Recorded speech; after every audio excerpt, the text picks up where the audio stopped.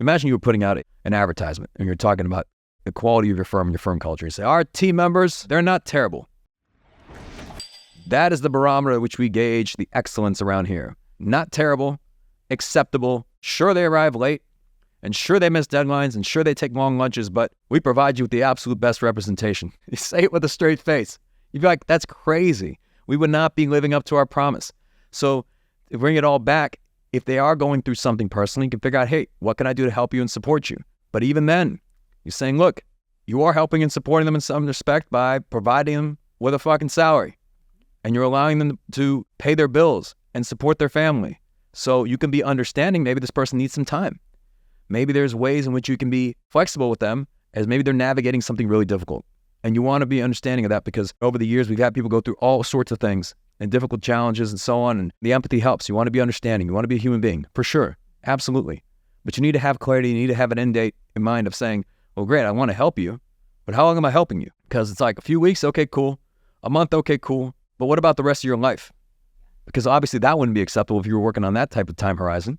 You'd say, well, yeah, we can hang on and we can pitch in for a few weeks, but we're talking 3 years. I'm not sure that works for us here at the firm. And then worse yet, if they are just checked out, you can start with this one question. Works 100% of the time. You sit down with them, bring them into the room. It's probably, I recommend you plus another person, right? And them. Always have another person there. Have a witness. Don't have these conversations one by one. Come on. Be smart. And you sit them down and you ask them, let's assume their name is George. Say, George, do you want to be here? And then you shut the fuck up. And you can have awkward silence for as long as it takes to allow them to process the question. And depending on the length of time it takes them to answer that and how they answer that, you can clearly determine whether they want to be at your firm or not. And if they don't, that's okay. It's absolutely okay. Because at the end of the day, don't we just want people to be successful? Of course. And maybe they'd be happier in another role or at another firm or somewhere else where they could be much more successful. And maybe that aligns better with their needs. Maybe that aligns with their lifestyle. Who knows what? But great.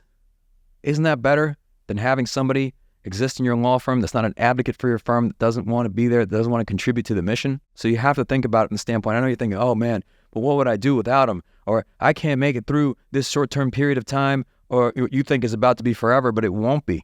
Eventually, you're going to find another person, and more often than not, the next person that comes in is an even better version of the person who went out. So you're going to solve problems, and this probably ain't going to be the last time that happens to you either.